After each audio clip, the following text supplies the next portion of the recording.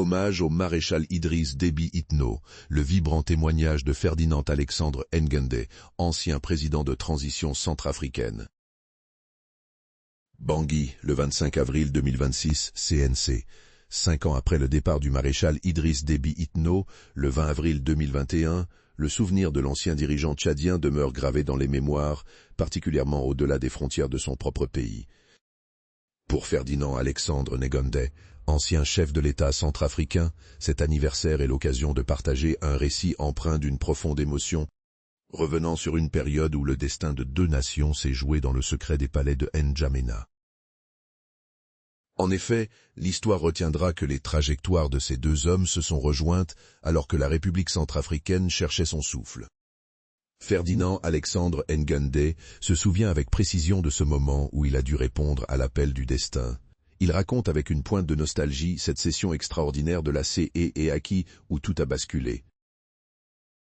C'est dans l'intimité d'un échange discret que le maréchal a marqué l'esprit de son homologue. Le maréchal Idriss Déby Itno m'apostropha et me glissa à l'oreille qu'il souhaitait que je mobilise l'ensemble des conseillers nationaux, confie-t-il.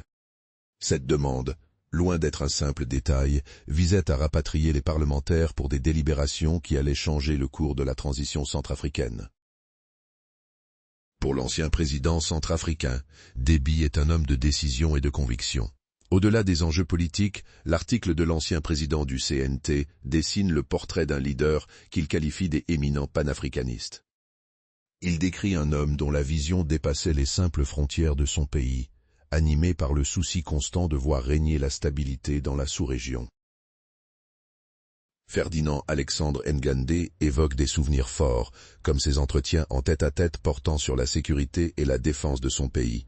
Il garde l'image d'un homme de décision, d'un homme d'honneur et d'un officier exemplaire. À travers ces mots, on perçoit le respect mutuel qui unissait les deux dirigeants dans le tumulte des crises institutionnelles. L'une des parties les plus touchantes de ce témoignage concerne la fin de la transition.